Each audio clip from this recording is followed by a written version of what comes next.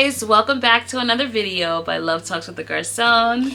I am Irventz Garcon. And I am Anne Garcon. We are excited to be here with you. You guys know what you have to do. As always, some housekeeping rules. Make sure you like, comment, subscribe, turn on that notification bell, and make sure you share this video with at least 5 people.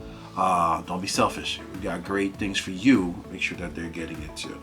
So in today's video, we wanted to discuss some questions that you can ask the person that you're maybe in a relationship with. Important questions that show that you're ready for the next step. And so there are a plethora of questions that you can ask, but we're just going to talk about 7 key questions that will get you enough data to make an informed decision. That's right, because 7 is the number of perfection. Period. So you're trying to have a perfect relationship. No, ain't no such thing as a perfect relationship. We all know that, right? You're trying to have close to a perfect relationship. You do know that, right? Yeah, we have a perfect relationship. Yeah. So here we go, y'all. We're gonna keep this one short and sweet and to the point. Like Ann said, there's like millions, thousands, trillions of different things you need to be talking about, but we thought these were 7 good ones. All right, number 1, you want to know, especially if this is your trajectory, you want to know if your person wants to get married. So would you like to be married? Yeah, pretty much. Not to say that you're putting pressure on the person, but as you're dating, as you're talking, and that's your trajectory, you want to know this information. That way you're not wasting your time. If that's not their goal, you may need to. Got it. All right. Number 2. Do you think finances should be separated or combined in a marriage? Oh, money, man. Money. Ann and I, we started with a joint account when we got married. Sis when I brand new, and she asked to open her own account. I still feel some way about it. Well, it is what it is. But he has access to everything in it, okay? I do. But I think finances is such an important topic in relationships. A lot of relationships downfall break because of finances and money. And so that's a very important conversation to have even before going into marriage, just to know what each other's mindsets are. Yeah, what's yours is yours, what's mine is yours.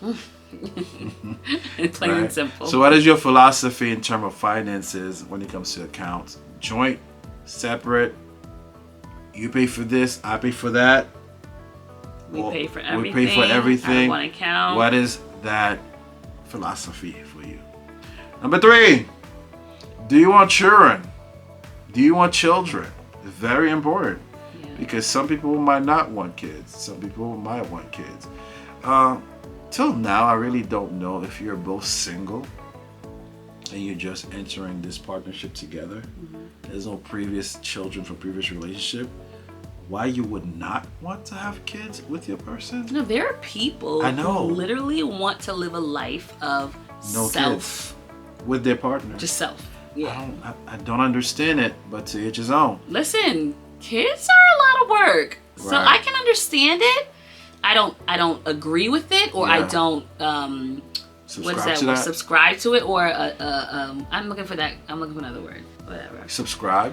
Whatever. Yeah. Okay. So that's something you want to know. So there are people who are content with not having children. More power to them.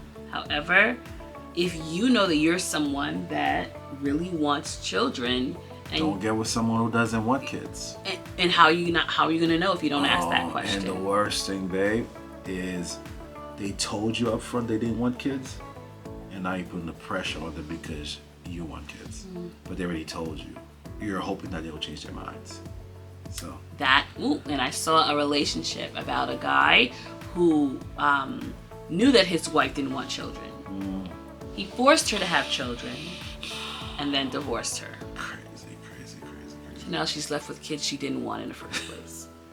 Number 4, what have you learned about yourself from previous relationships? That's a good one. All right. Hopefully you did learn something about yourself, right? Especially if the person dumped you or left. Or what led to the breakup? Because oftentimes it's easier for us to blame the other person, make them the bad guy, but we don't look to see what did we contribute to the ending of this relationship. Yeah. Right? So it's very imperative that you try to find what did you contribute, what did you learn, what could you do better, what can you improve on. Again, if you're legit the victim, you're legit the victim. That you can't blame yourself for somebody beating on you, and that's the reason why. Why did he beat me today? That's a weird question to ask you as a. Or I learned to be more careful with my choices. I learned to be to really choose me more. Yeah, you know, even in a relationship, it's okay to choose you. It's okay right? to choose you. Because you have to be your best self for anybody that you're in a relationship with anyway. So. Absolutely. All right, number 5. Where do you see us in a year from now?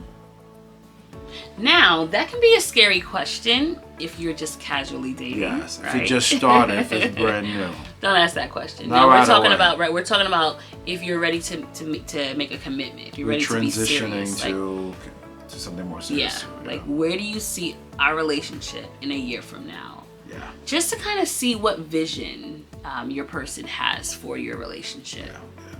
If any. Yeah, and vision could be multiple things. Could be whether you see yourself as a power couple in terms of entrepreneurship.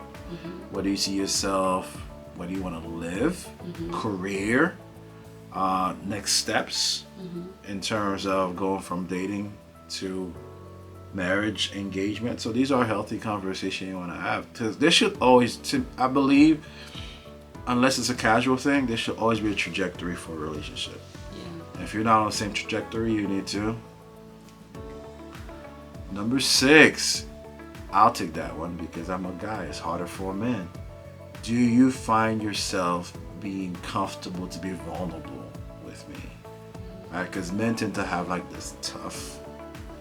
And that's a hard question because it honestly takes a while for them to be fully vulnerable with you. I don't feel like you became fully vulnerable. I don't even think you even are fully vulnerable. Well, it's not because of you. It's not because you don't create that space.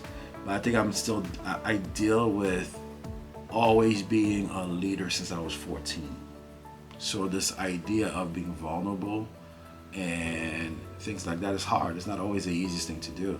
But in a relationship, as it's getting serious, you need that because you want that person to not be able to share their thoughts, their feelings with you, because that could be a contribution to a lot of hardship, a lot of frustration, because you don't know what the person is thinking because they don't feel comfortable to share with you. And when you ask that question, be prepared to accept the response, right? Absolutely. If they say, no, I don't feel comfortable being vulnerable with you, and you ask why, and they explain a characteristic that you share that may cause them to feel like they can't, don't be offended or offensive.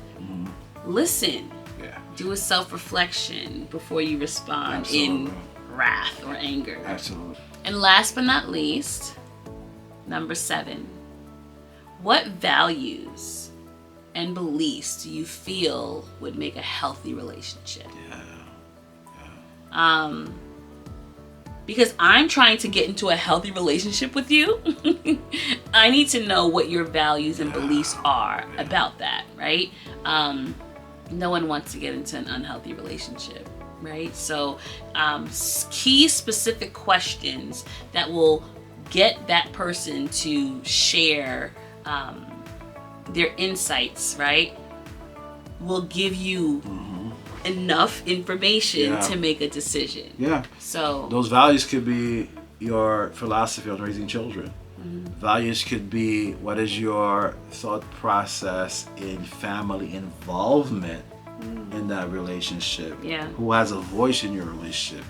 Values could be what do you prioritize when it comes to relationship. For my ministry people, if your priority is God, ministry, then relationship, that could be a problem. Technically speaking, it should be God, family, and then ministry. But sometimes we have it backwards. So what is what are your values in that context as well, right? So what are your values in terms of your nationality and your background? Because your culture can play a big role in what kind of values you bring in the relationship too. So these are some things that you want to consider, right? Just a quick hit, y'all. 7 key question. Quick hit. Yeah. Pause. 7 questions you can ask, you should be asking as you're engaging, as your relationship is developing.